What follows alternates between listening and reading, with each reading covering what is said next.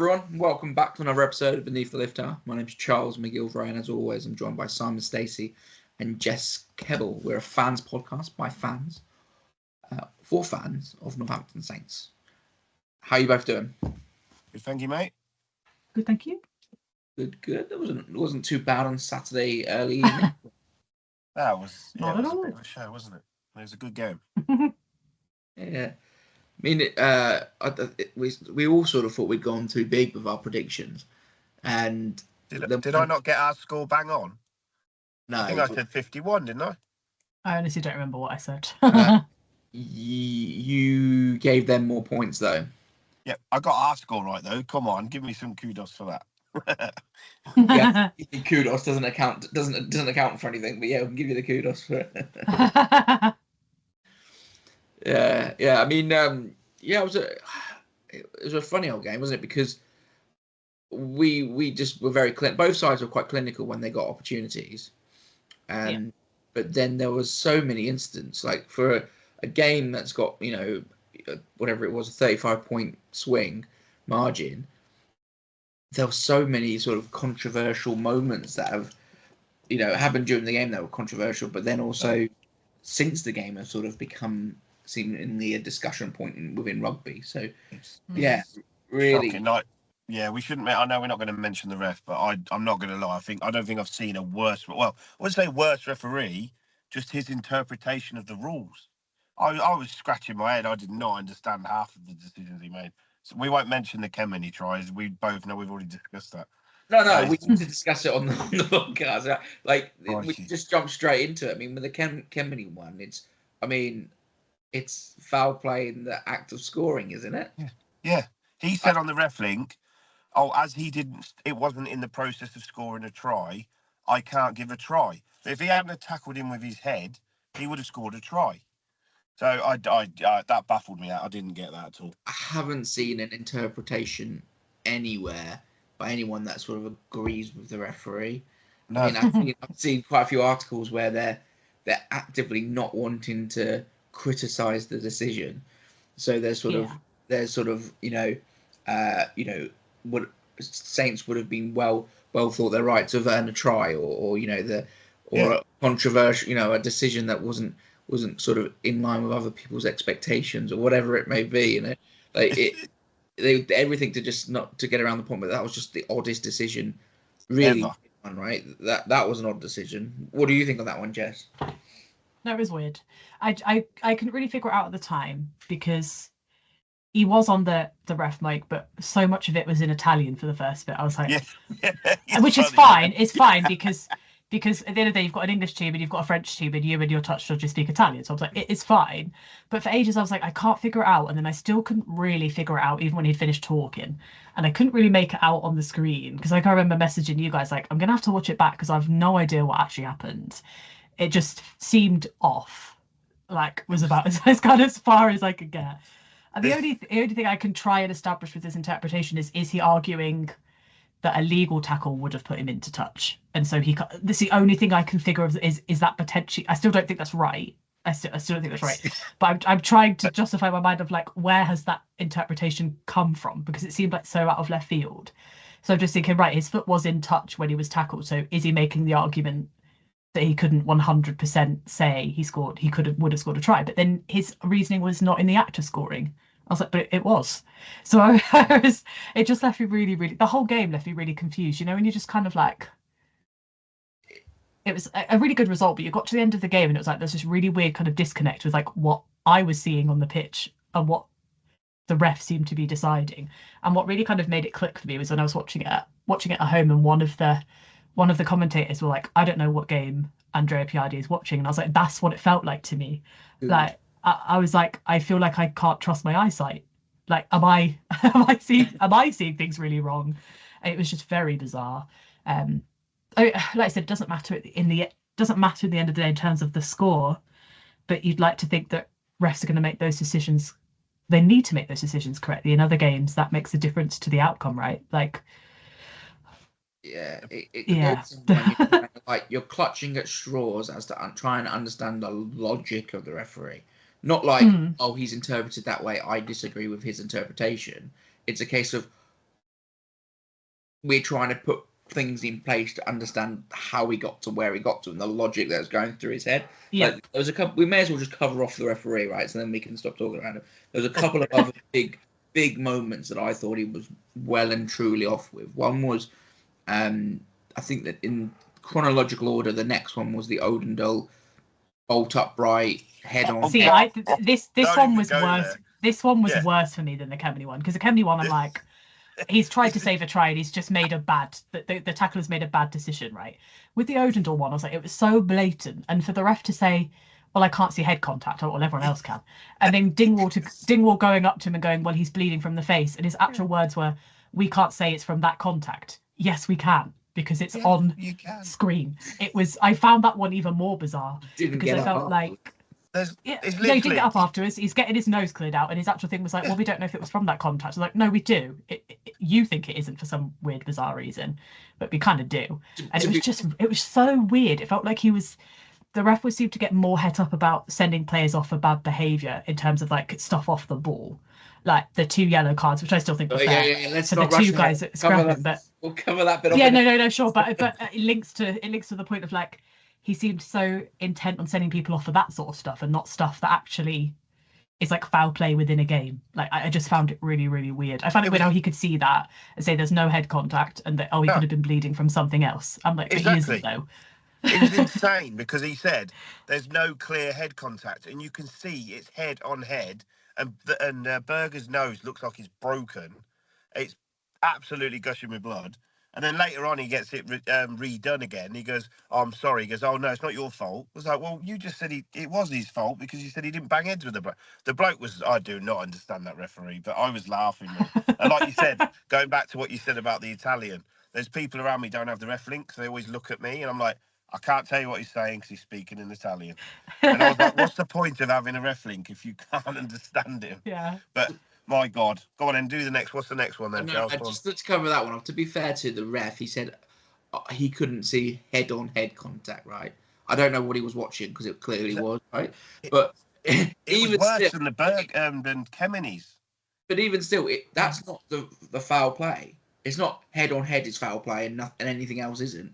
Head contact, right? If you hit his head with your shoulder or your chest or any head contact is foul play, and the fact that I accept that it was a passive tackle, right?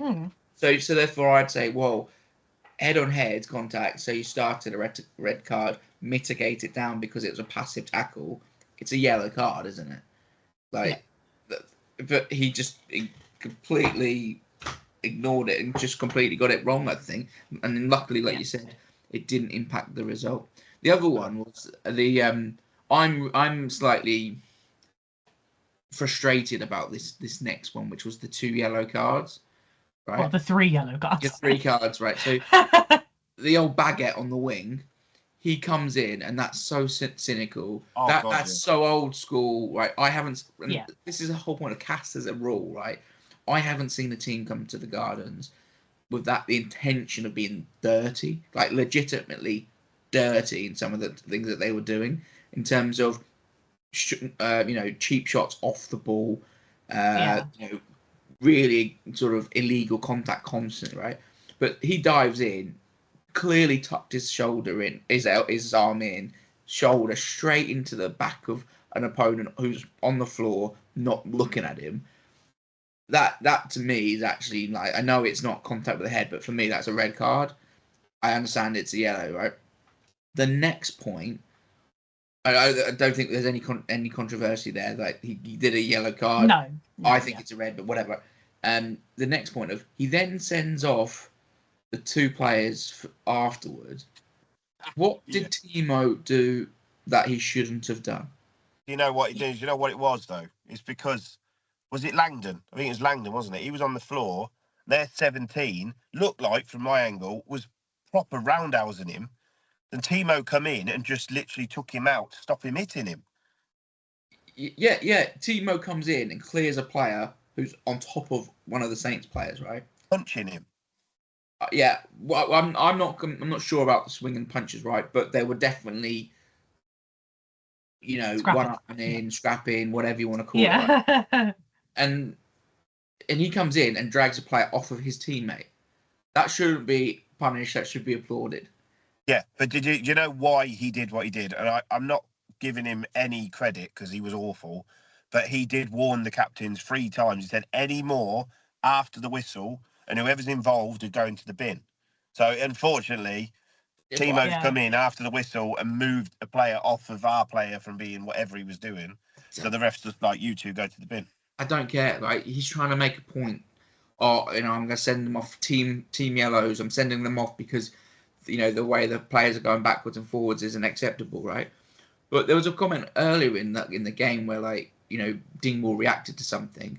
Well, the whistle had gone. Dingwall didn't have the ball, and he got tackled in the back. Like, yeah, I was about to mention that one from the number 10. Yeah, from the 10. The number 10, yeah. Another cheap shot, right? So the reactions, like Timo's reaction to come in and help his teammate, is caused by a reason. Like, you can't just. What is these? If the guy was swinging punches on the floor, what is Timo supposed to do? Sit back and go, "Oh, I can't touch it." The referee will, of course, he's going to go in there and get instigate, try and help his teammate out. You'd be ashamed if he didn't. Exactly, but honestly, that one you mentioned, that was to me was dirty as anything because their fly half, the whistle had gone ages ago. Dingwall was walking back to get the ball. He just come in and shouldered him in the back. And I was like, you can't do that. Their 10 was really dirty. He kept trying it on in every rock or everything just to hit someone. He's the one that took Pollock and winded Pollock, wasn't he? Yeah, absolutely. That was a legit tackle, to be fair. It was a very good tackle. Yeah. I think he just saw. I'm assuming that the ref just saw it out of the corner of his eye and wasn't interested in investigating further. And I think, like I said, had given. I mean, to be honest, the first warning really was to that 10. He said any more of this, and then stuff kept happening. And it's a difficult one to kind of say as a Saints player because I feel like you said, it was Castres who kind of went out of their way to try and start all of it, pretty much most of the time, and so you're kind of just reacting, but. Yeah, I felt like it's happening so much. I do think, I think the ref was just like, I don't know what else to do. I'm just going to have to do it. I'd already told them I would. And so I think he felt like he had to follow through.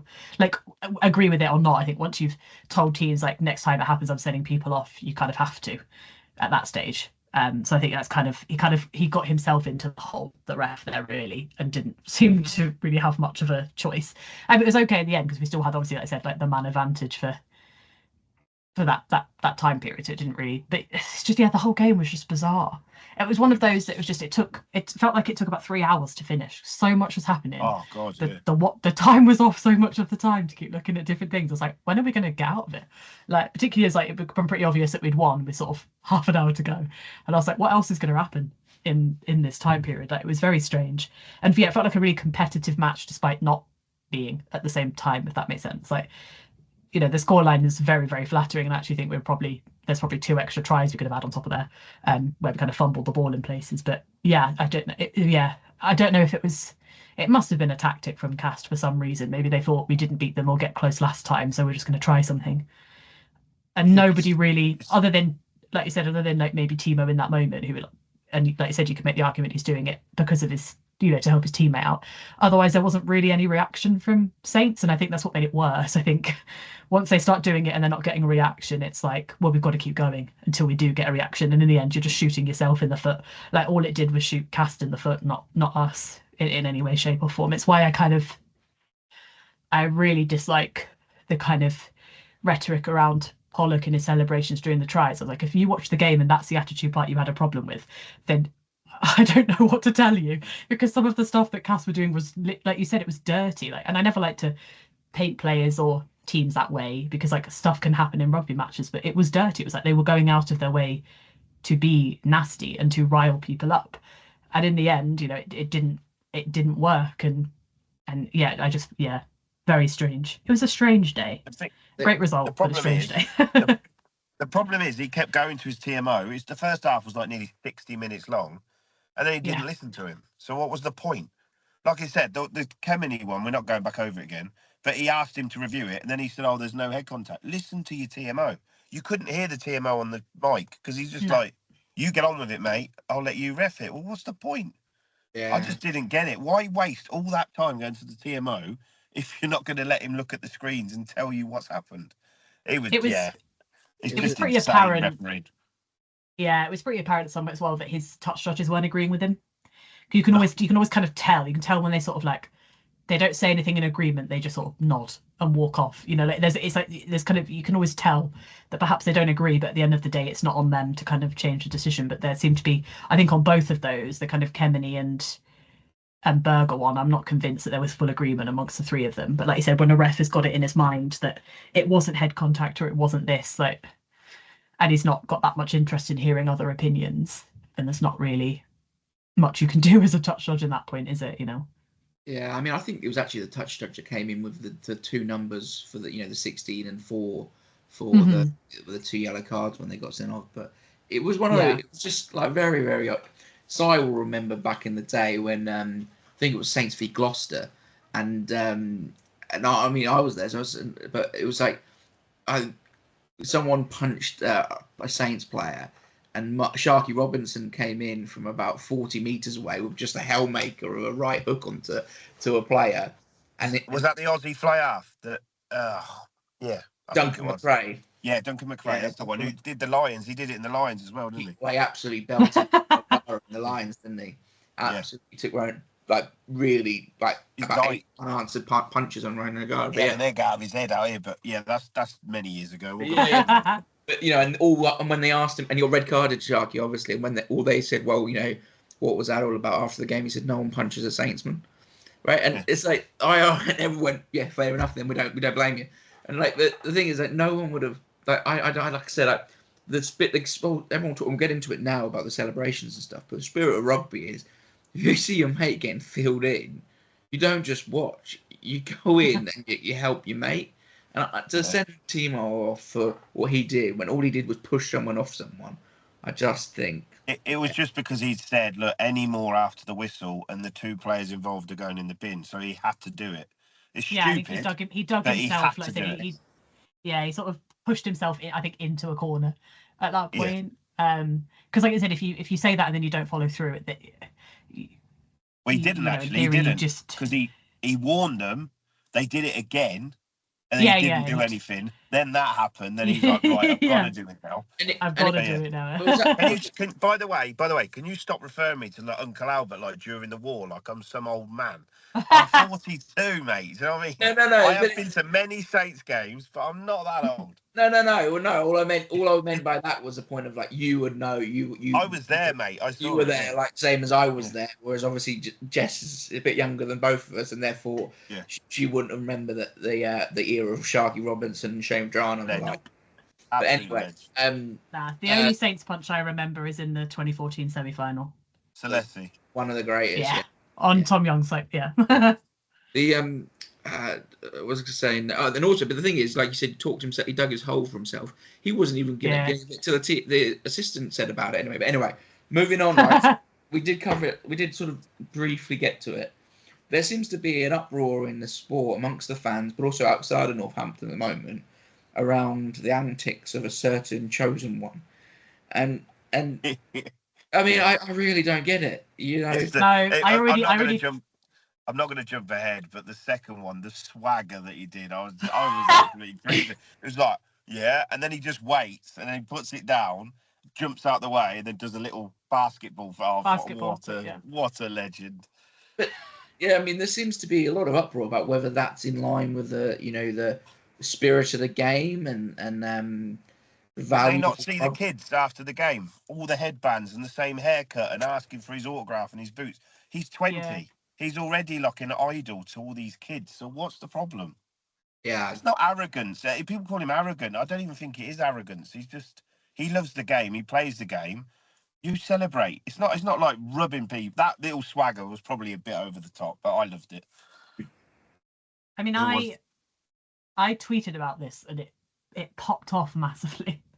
I don't understand. I genuinely don't understand it. Like I was honestly surprised by it, mainly because of the game and what had happened. So that second try celebration in particular was after the yellow card for the 11, after he'd essentially piled into him on the ground, after they've constantly tried to wind him up and rile him up to no avail. And I think at that point it was just a case of he was like he'd won the battle and he was celebrating it. You know, he's like, you've tried to rile me up and I've just scored 2 tries despite everything that you've tried to throw at me. I was like, ask anybody not to be a little bit cocky when that's happened. Yeah. You know what I mean? Like anyone in any kind of situation when someone's tried to have a go at you repeatedly for however many minutes it had been at that point, and you've just scored a second try despite everything that they've tried. I'd be like, yeah, I think I'd be a bit arrogant about it too, to be honest. But I find it really bizarre. I thought there are going to be a lot of, and I'm not talking about, as we just talked about age, I'm not talking about you two in particular, but seems to be this kind of thing really with kind of older fans of it should be a gentleman's game and blah, blah, blah, blah, blah, and it should be this, that, and the other. I said, well, sure, you shouldn't go out of your way to kind of intentionally hurt people or do things that you're not supposed to do in terms of that. But I was like, at the end of the day, you're essentially spending 80 minutes on a pitch, like fighting an opponent, right? Essentially. I was like, so this idea of like, you have to be a gentleman all the time and you need to be sporting all the time. I was like, why? Like, and also, I just feel like the game is not like that anymore. And I also just feel like there's a lot of naivety with people about where the game is right now. Like, if we're honest, rugby is at the very best case scenario kind of stagnant, and at the very worst case scenario kind of dying in terms of interest in it and trying to get new fans into it. Like, it's really, really struggling. And at the moment you've got, and like Simon alluded to it, like, right, every time I see him I watch the games back and Henry's been involved, there are kids, like you said, wearing the headbands. Some of them have even gone for the same haircut. They've got signs, can I have your shirt? Can I have an autograph? Can I have your boots? Whatever it might be. And I was like, the game needs it. Like, the game is in desperate need of somebody like this. It's been in desperate need of someone like this for a long time. Yeah, I wish I could articulate it in a really great way, but I just find the whole thing like a really bizarre kind of, this idea that he's doing something really wrong. It's like he's playing like the rugby of his life. He's 20 years old. He's really, really good. I was like, he deserves to kind of have fun with that. Like, I just, yeah, I find Exactly it weird. that. Sure, Totally. like, sure. Like, if I was from another team, would I say that I would love it absolutely 100% of the time? Probably not. But you'd live with it. Like, you know, sometimes there are other players that do nothing quite like that. But you've got, like, take Bernal, for example, who celebrates every little thing. Like, sometimes it niggles you a little bit, but most of the time I'm like, you know what? He's having a great time and he's done something really good and he's a really good player. I was like, is it really that big of a deal to make the deal out of it? That's the thing. Is it really that much of a bigger of a deal? But I also think this is, again, like, me and Sai can see this from having watched generations of rugby, right? And we've seen, because it is rugby will cannibalize itself, because as soon as someone sticks their head up above the parapet and becomes a character, the whole game just wants to cut them down and say, no, you must conform. You must be in line with everyone else. And I get the idea it is a team first game, and that is a really important value. But having characters within that team that are different and being themselves is really great to see. And like you say, bring in new fans, excite fans, give them something to see. I mean, the massive example, right, is Danny Cipriani. Mm-hmm. Danny Cipriani really wasn't that bad, right? Like, the things that he got accused of being arrogant and all this stuff, they really weren't that. They were nothing. But the press and the fans, he was different. You know, he was a bit more in that celebrity world, right? And everyone and the rugby fraternity seemed to hate him for it. And, did you ever meet him? I met him briefly. He's one of the loveliest guys ever. I had a beer with him at Wasps. He's the nicest guy. He get all that bad rep, he will chat to you. I was in the opposition as supporter, and he chatted to me for like 20 minutes. So we were just talking over. The loveliest lad I've ever met, honestly. He got such a bad rep. Exactly. I like I said, briefly met him, but whatever. But when you see him, he's actually just a really lovely guy. But in the papers, he's some sort of party boy who's, because he was dating Kelly Brook and stuff like that. Yeah. It was a little bit of a part, even if he was living the life a bit. All the others are doing exactly the same. Exactly. He just was in the eyes of the media, and so the sport needs to learn that we need to love these characters. And do you know why? All he did was celebrate. No different to Tommy Freeman doing the old lawnmower. That was brilliant. I love that. Yeah. But do you know why Henry did it? No one says a thing about it. Henry Pollock basketball throws it, and it's in the papers. No, I think it was more the swagger. It was the swagger. I think it was the waiting. It was the waiting before putting it down. I think was most people's kind of thing. The swagger and the weight. we were really wasting time at that point. Like we were affecting their ability to get back into the game. I was like, come on, like. You know why he did it? I know why he did it, because if you watch it back, because I see a lot of it, they targeted him. Every ruck, everything, they tried to hit him hard just to try and get him to react. And he didn't react. So by the time when he scored that try, he probably thought, do you know what? Sod this. You gits have tried to get me to react. So I've scored another try. I'm just going to wait for you to come and do something. And then I'm going to make myself look like, So I thought fair play to him. Yeah, I loved it. I do think the not putting the ball down sort of thing is not. I don't have an issue with it from always being arrogant or ever. But I do have a slight concern around risk of it. You know, 100%. Yeah. And then so that is a bit of he is taking a risk there. There's no right. And is that right or wrong is not about him as a person or anything or arrogance. Yeah. It's like Tommy Freeman, like they were fuming with him in the first half because he put it down when he could have run under the post, but he didn't. He put it down and did his little celebration and like. But Finn said that in his interview, didn't he? He was genuinely so angry. It's so funny. I want him under the post, and he wanted to do his stupid lawnmower celebration. It was cool though. I thought it was look. It was so funny. It's enjoying it. You know, they're playing at elite level. That was a quarterfinal of one of the premium tournaments in the world, and they're enjoying it. You know, they're loving it. It's amazing to see that. So serious. Don't take it so seriously. Like you say, why can't you celebrate? Why is it just boring? Go over the line, drop the ball. What do they do in American football? They all do like a whole team thing, like bowling pins, and they all fall over. It's like it's not like he wasted time. And putting the ball down, to me, I know that's a bit sort of risky, but if no one's going to come and get him, why not? Just do it. It didn't do anything. It's just the old school. Just need to grow up, man. I'm just going to make one more thing. I did see one comment in one of the posts that wasn't Saints related. I won't name the person. I don't know him, but they said, "Oh, if he'd done that back in my day, 40 years ago, he'd have had his teeth knocked out." And then someone replied, "Well, good job we don't play back in your day because it's not allowed now." It's like, what? Just because he held the ball up for 5 seconds? Yeah. This is a comment. This is a comment I was going to make, right? So a lot of stuff online is always got a really bad attitude. And then they'll call him they'll say he's a C word, or they'll say he deserves it. He deserves to have his teeth knocked out. He deserves to get knocked out, blah, blah, blah, blah. I said, and his attitude is the problem. I was like, I'm more worried about what you want to happen to a young 20-year-old than what the 20-year-old is doing on the pitch. There was one comment from a Leinster supporter on one of the EPCR posts or something that said, "Oh yeah, we're going to make it so that he can only eat soup for the rest of his life." I was like, this is a young 20-year-old kid. I was like, the concern is that you want that to happen to someone. That's what the issue is with rugby, not what he's doing, but what some of the fans are kind of becoming. I was like, I find that really bizarre that they all think that about a 20-year-old. But then I don't think that side of it bothers Henry. All that's going to say to Henry is that he's doing his job, right? That he's good, that he's so good that they'll pick these kinds of things out because of that. I mean, the not putting the ball down, if it was a really close game and he did that, I'd be like, please stop. Please don't do this. At that point, I mean, what try number was that at that point? How many points up ahead were we at that point? Quite a bit. I felt like you can kind of slightly take on more of a risk in that situation. But in other games where he scored tries, he's never done that when it's been closer or when he scored in other, situations. I think it was just like you said, the occasion, the fact that they were enjoying the rugby, they were so far ahead, they tried to rile him up and it hadn't worked. And that was just the way that it manifested in one particular situation. But as I said, it's a thing with the media how quick they turn, because when he scored his 2 tries on debut for England, everybody loved him, and so you've got to take both parts of it, right? I don't think it's the media that's criticizing. I think the media are actually loving it. I think it's I mean people on social media rather than the media.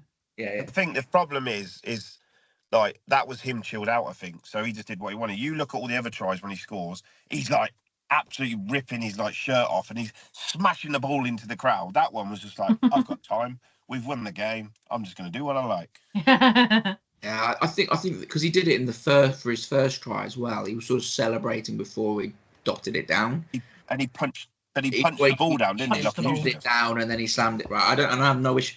I just think from a risk perspective, it's one of those things and this might be me because I've when I've played from coaches drill it into you, you get the ball down, like ball on the line. You don't even take the ball past the line. You get it on the line because that's the quickest way of getting it down, right?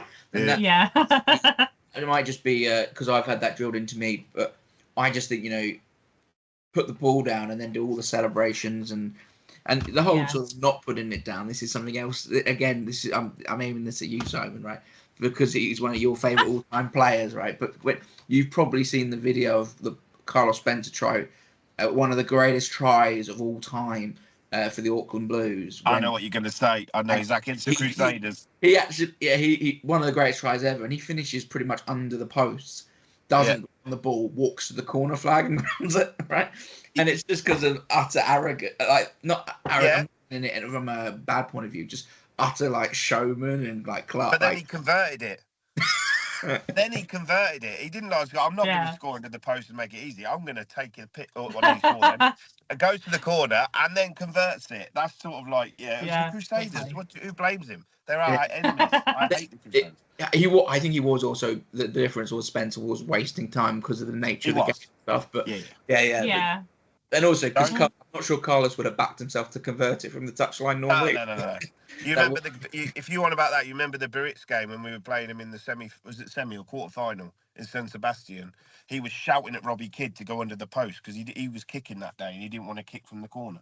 From the outside of the line. Don't diss King Carlos. He's my all-time favourite. Yeah, we had that. We didn't quite have an established 80% kicker, did we? And Bruce stepped up and did a great job. But anyway, I just think it's strange that it's become but what the chosen one he is. He's not. I don't think he's here to save us. I think he's here to save the whole sport. Like he is becoming. Lenny Newman said it on the radio when I was listening to the interviews after on the way home. He said how the last time he's seen this level of sort of interest from youngsters, around and sort of excitement around a player was with Johnny Wilkinson. And I remember because I was a youngster when Wilco was coming from, and you'd go to get Wilco's autograph after the game. And normally when you went to get autographs, there wasn't that many people around. Like when you went to get Wilkinson's, it felt like half the ground was waiting for him to sign something. Always the same, mate. He did it. Yeah. You know what he did? He literally, I remember a story when he was at the Gap, because we didn't get him very often because we always seemed to play Newcastle when England were playing. And he was at one of the last times he played for Newcastle. I think there was about 500 people waiting for him. And he told the coach to leave, and he got his manager to get him a car, and he stayed and signed every single autograph, and he got his car home later.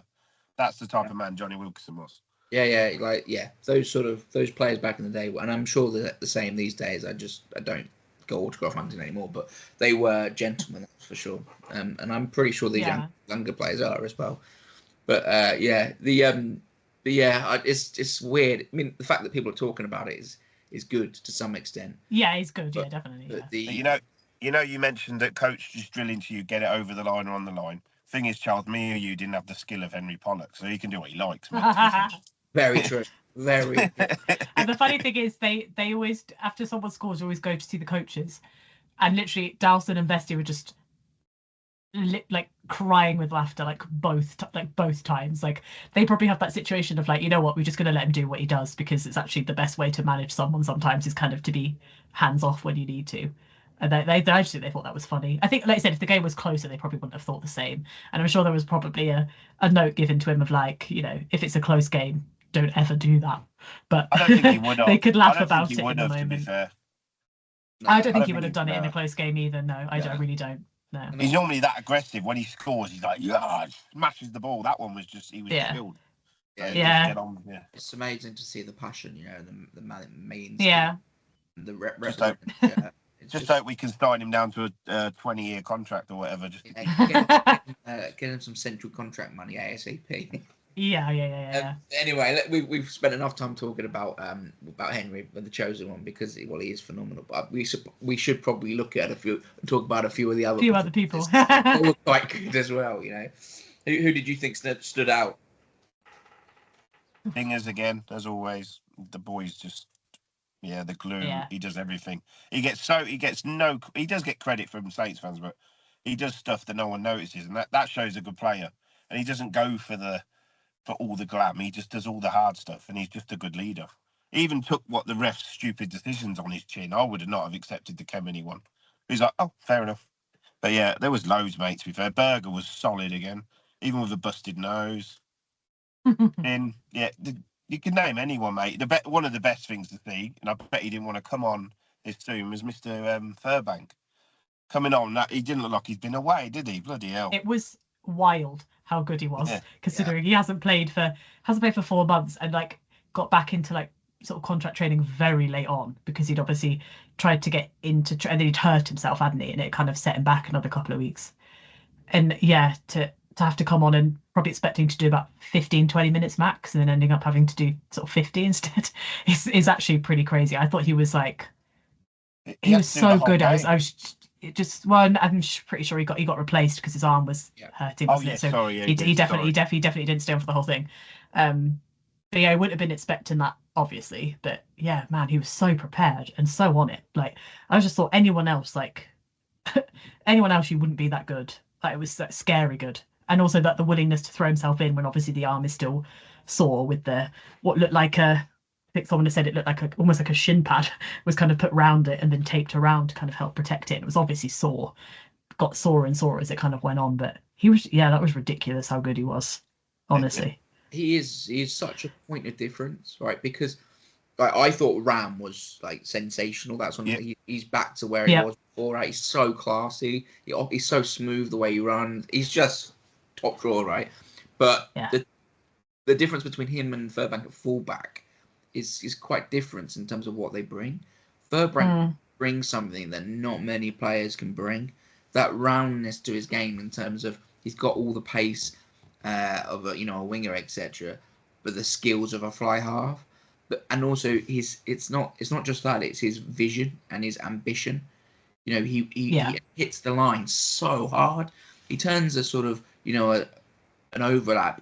He really converts it because he's got the ball and he's at full flight, and it might be a bit of a gap, but he's through it before they've even, the ball's almost come to him because he hits the line so hard, and he makes the team tick so well by getting that ball from one side of the pitch to the other and helping the whole unit move the ball and find the space and see where the space is on the pitch.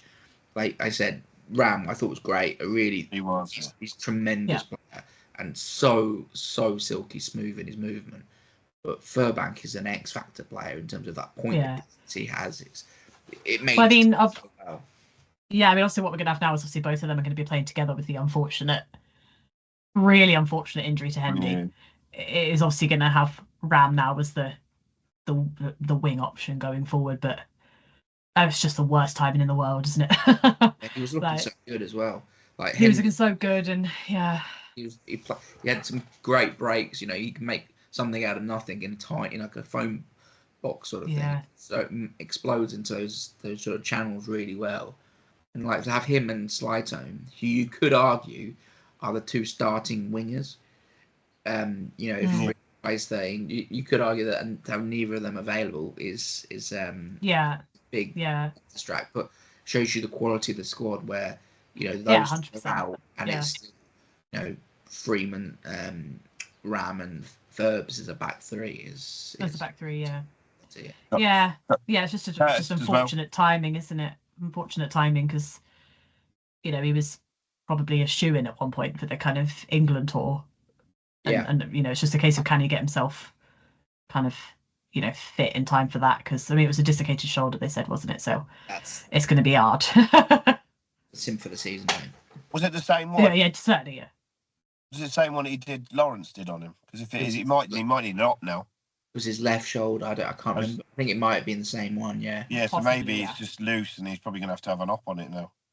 Maybe. Yeah. Possibly. Yeah. Going back to who was playing, I thought Langdon was on fire again. He was up for a fight. They were dirty. He was like, I'm not having any of this. That try, which I'm so glad he got because I picked him as my try scorer. I was like, and it was right in the corner that we sit near. But it was just, it was an absolutely phenomenal kick through. And then just to kind of have the kind of skills to be able to, and the control to be able to then kick it through yourself slightly, get hold of it, score a try. It was like chef's kiss. It's a thing of beauty. I loved it. I am. The joys of the bounce of a rugby ball, you mean? Luckily, Yeah. it bounced straight Yeah. I'm Curtis's biggest fan, but I'm not good at putting that down as a skill. I think that just happened to pop into his hands. You know that. No, but he kicked it. He kicked it through first. He kicked it. He got he kicked it. And it went through, and he did the little kick, to kind of give himself the chance for it to sit up. So I just thought the whole thing was really kind of well controlled, generally speaking. But yeah, I mean, to be honest, I think Mitchell was man of the match by a long considering how good I thought everyone else was. I thought he was head and shoulders above everybody else, because he's sort of like his form has been a bit up and down, I suppose is kind of the best way to say it. He was just I thought he was incredible. That like 3 dummies in a row to set up, that was he had 3 different people go the complete wrong direction. It was incredible. Yeah, I was going to mention that. And yeah, he was just on it, wasn't he? Yeah, he set up. I think he set up both of his, didn't he? And then he did. And then he had like I always call it like his kind of like darting game, his darts game, where he can kind of dart through and make meters. Was absolutely on it. Like he was doing it left, right, and centre. I thought it was incredible, which I'm really happy for him as well, because obviously it's a few weeks away now, but obviously when he goes to Leinster, he's up against probably the only one in terms of Lions tour consideration that's just above him in terms of the pecking order, so that'll be an interesting kind of matchup. But yeah, I thought he was so good. I thought everybody was, to be honest. I thought everybody. You mean was the really, Kiwi? really good. You mean the Kiwi Gibson Park? The Kiwi, yeah. Yeah. There'll probably be a few Kiwi sappers on that tour, so it is what it is. But there we are. He was it's that ability to sort of skirt across the pitch and just wait for the defensive line to dogleg or make an issue, and if it doglegs, he'll take the chance himself and do that little curved run he loves to do, or if it opens up and there's an opportunity for someone else, he's ready to pull the trigger. He was phenomenal. There's actually 2 players I want to know. Right, one is Coles. I thought Coles was. Oh my God, Coles getting back to his best. His work in the line out was insane. Yeah, his ability to do something so different as a lock, that uniqueness that he has. No other lock players like him. I thought he's getting back there. His last few games, he's just, because he obviously hasn't played a lot of rugby as well. And it's going to take him a while, but great to see him. And the other player, which is an unusual one, I thought their 9 was sensational. Fernandez. Jeremy. He's outrageously good. His distribution is phenomenal. His support play phenomenal. His kicking game was excellent. He's involved in everything. He's the goal kicker.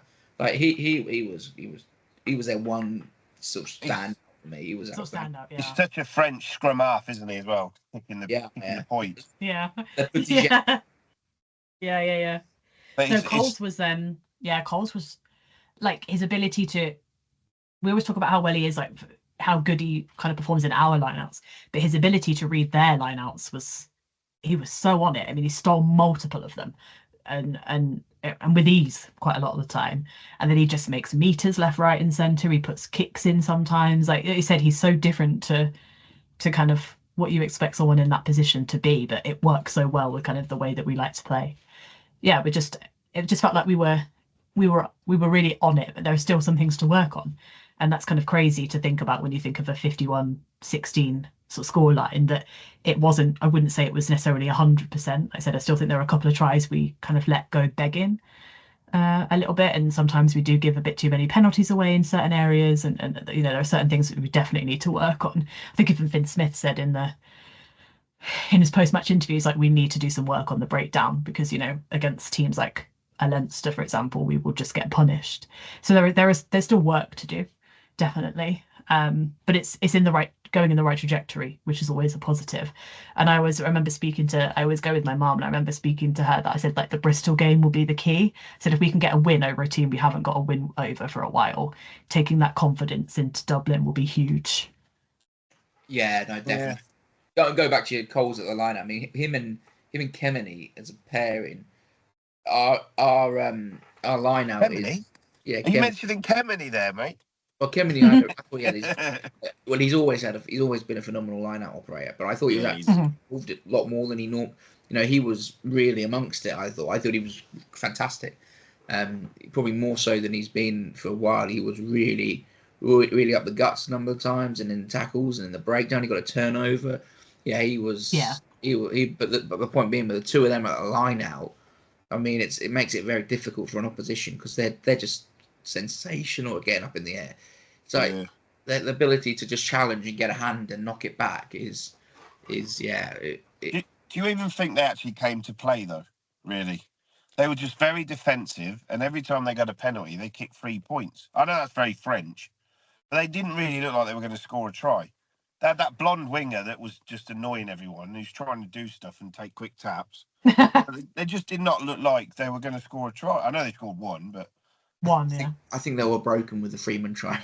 Like that, you could just see their heads went down immediately. Like I thought, oh, it's going to be a good day because they were all there already. Like Freeman was after like 5 minutes or so that try, and they just suddenly all the heads dropped. They slowly sort of sauntered back to behind the posts. I just felt mentioned that we mentioned the Saints DNA. So you got Ferbs has been out for 4 months, and that was with him and Freeman, wasn't it? Yeah. So it was Freeman to then back to Freeman. They just know what to do. The offloads were insane. There was like 5 defenders there. 2 players beat 5 people. and it's insane. The thing is, it's like when that's the game they want to play and make those decisions and go for it, and when it clicks, it's tremendous. We've had a few games this season where they haven't quite been at that level, and they've been stepping up, haven't they? They like forget the ones from up the road. Forget that game. Since Sale, Sale, Claremont, Castres, they've just been getting better, and this brings us perfectly into the discussion around this Friday and how the club approach it. Do you go full go Newcastle, Bears, and then into that Leinster game? Because no full well Leinster won't be playing their full strength team back in the URC. They'll be sending out the thirds again. The internationals will be wrapped up in cotton wool and ready for our game. How do they play that? I think Newcastle. I know they're still a threat because they're at home, but I think you rest a few for that. But like Bristol, you need to go full strength because, like Jess said, you want the momentum going in to try and beat them and then go to Leinster. I don't think you'd risk them because they've got a plastic pitch as well. Some of them, it's not the nicest things to play on. So it's a difficult one though, because the only problem that we ever have is that whenever we do that, they're not quite the same when they come back. So it's then a worry of what. I mean, some of them are definitely going to play, right? So Ferbs is going to play because he has to in terms of game time, and probably the same with like Coles, for example. Like some of them will stay in, but I mean, and I think we don't have a backup. I mean, we've got Ferbs back now, but I'd say in terms of like a backup 10, it's still not really there. So it kind of becomes a difficulty of do you rest Finn or not. But I'm sort of conscious of if we hadn't had such an inconsistent season, I'd have said, rest a bunch of them. But the problem is that whenever the momentum is sort of there, it's great. And then when it kind of disappears, even if it's just for a week, I just kind of worry if is it going to lean back into the inconsistency? Because I think we could rest some of those and still win in Newcastle. I'm not like doubting that. I just worry that you rest some of them when they're riding this high, and does it as it has certainly seemed to? Will it affect them slightly? Yeah. So it's my only question. But you could play some of them and then bring some of them off early, I suppose, or have like a Mitchell could come on could be on the bench maybe and could do 20, 30 minutes at the end or something. Like, there are still ways to kind of make it work where maybe it will be rotation rather than resting. So some of them drop onto the bench and still get some game time. I'm hesitant that when we've only just started turning the tide that we all already kind of go to, well, let's rest some of them. So it's a difficult one. It's going to be a difficult one for them to decide what to do, I think. I agree. It's going to be a very difficult one, and they've got to come up with a plan whereby the results against those teams, the only value those results really have. I know they'll have points in the Premiership, whatever, but the only real value they have is building momentum. Because our season now comes down to a semi-final.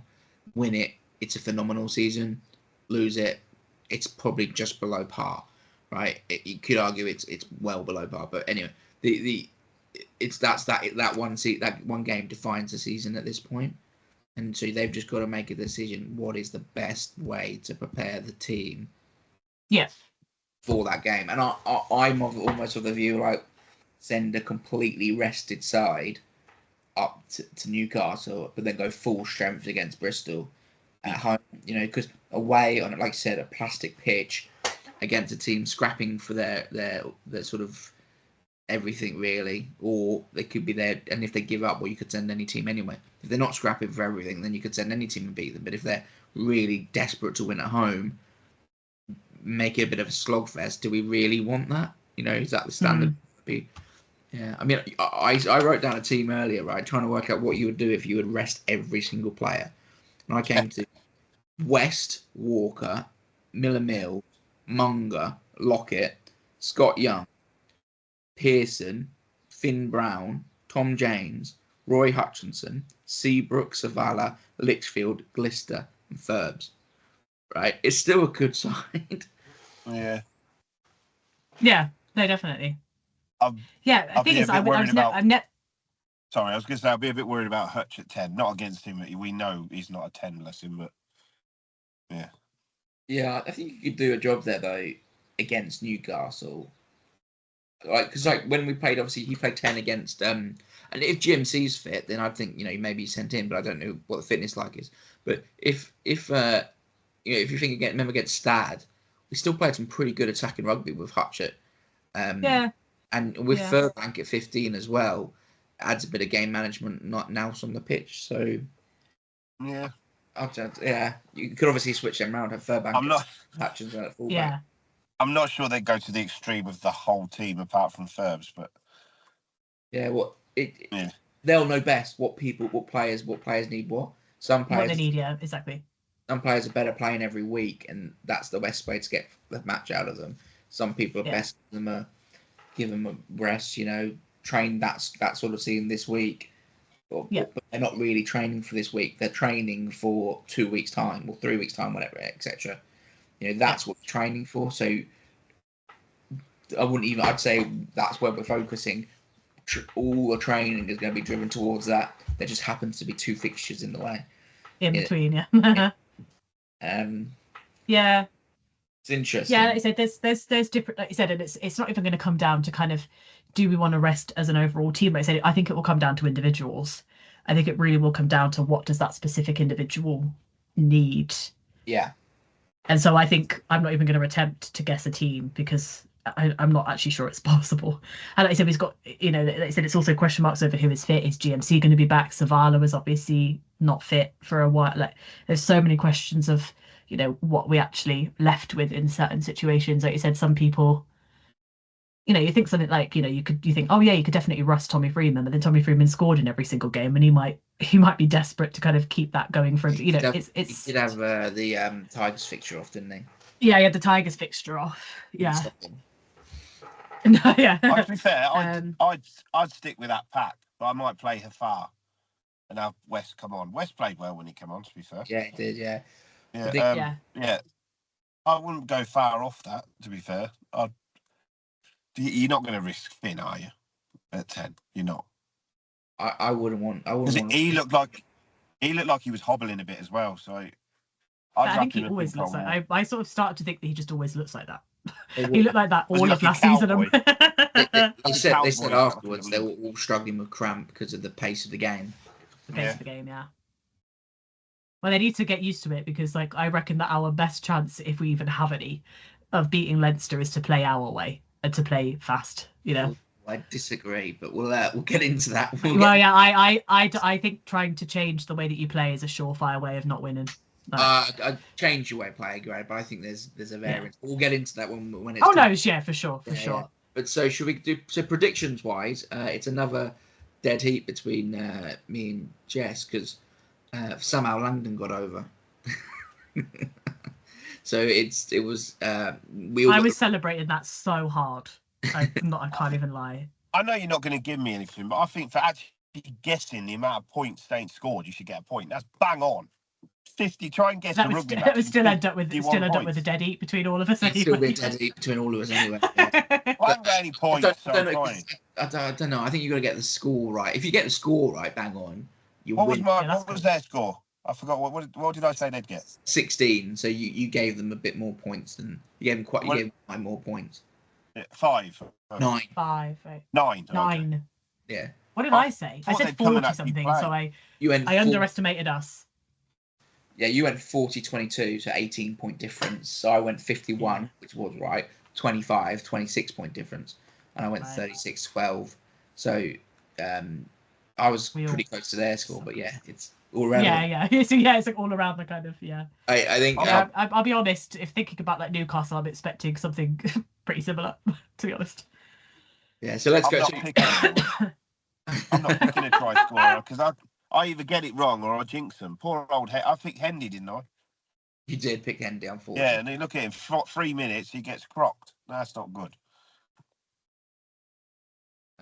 Right. Well, I'll go first this round. I'm gonna go quite low scoring because I think it might be. I think there might be quite a lot of changes, and it's away at Newcastle, and sounds horrible. A brutal game, I think it might be. So I'm gonna go 10-16. Oh wow! And I'm gonna and I think we've got 2 good try score. Even with the rest of the team, we're still too good at scoring tries. Yeah, I don't know. And then, I mean, I'll probably have to change this because you might not be playing. But because I'm going first, I'm gonna get it locked in. I'm gonna go with 3 more. Right. Yeah, is it me next? Obviously. Mm-hmm. So, go on, sorry. I'm gonna go. I'll still, even with whoever we play, I'm gonna go 19-28. Okay, yeah. And whoever I pick's not going to score, so I'll go Pearson. Pearson, yeah, could do. Yeah. He's also great. We didn't even mention him. Yeah, that was such a good score to get through all those people. Yeah. I want to talk about Pearson, but we haven't got time today. But yeah, this I'm sure we'll come back to him next week. We'll get on to it. Okay, well, I've seen quite a lot of the away scores at Newcastle, and they've been pretty large. And I think if we still have Furbs and we still have James and I don't know, like a Litchfield or whoever it might be that comes in, I still think we're going to score tries.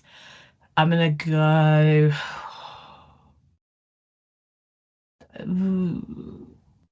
35-14. 14-35. 14-35. Sorry, yeah. I always just say it. I do it all the time. 14-35. Wow. I know, Charles. I saw Charles just freeze on the screen, like. Try scorer.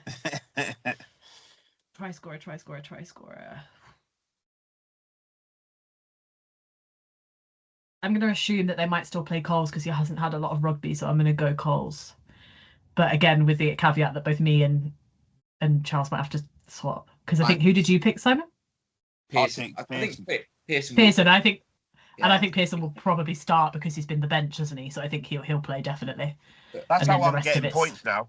I'm getting points now just for picking players that play. And I might get it. Yeah. So we might have to swap hours, but yeah. For now, I'm gonna go. Because Coles didn't. He was away with England the whole time. He didn't play, did he? So he's still kind of.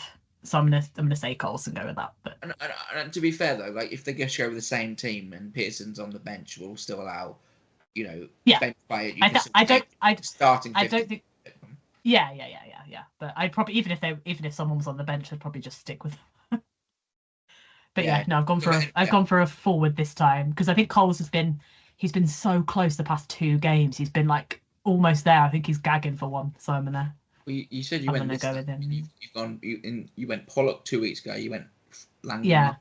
So I like going for the forwards because I kept doing backs for ages, didn't I? I kept getting lots of points with like Hendy and other people, and then I thought, you know what, it's time to give the forwards their time to shine. Hendy was a bit of a cheat code for a few weeks, yeah. Anyway. Yeah, Tommy Freeman I think is a cheat code for any game that he's in at this point. Like, I would love to know. I'd love to know like the record for like scoring in like the most number of games that you've appeared in a row. I'd love to know because he's on a hot streak at this point. Yeah, he 100% is. I mean, he had the 5. He had all 5 in the Six Nations, didn't he? Then he scored. Obviously, I mean, he didn't play against Tigers, so that wouldn't even count, would it? Because he wasn't in the team. Yeah, and then he's 3 in a row. Yeah, and then he scored 3 in a row since. So at this point, he's on an 8-match streak. At least. That's crazy. Yeah. It's very rugby league. Wow. the wingers always score in every game, but yeah. But yeah. Anyway, yeah. I will be there on Friday, so yeah, I think that might be a tough old day, but yeah. I can report back from my live viewing. Yeah, exactly. Make sure you wear a woolly hat and a coat because it's always windy up there. Yeah, it's also supposed to rain the whole weekend. Isn't it your first time as well? Yeah. I've never been to Newcastle, full stop. Oh, it's a good crack. You'll love it. Make sure you wave to the Angel of the North as you go up the A1. But anyway, thanks everyone for listening. It's been another interesting show, and after a great game, of course. So we'll be back next week to discuss the Newcastle game and Jess's trip to the Toon. But thanks for listening. I've been Charles, Simon's been Simon, and Jess has been Jess. Goodbye. Goodbye.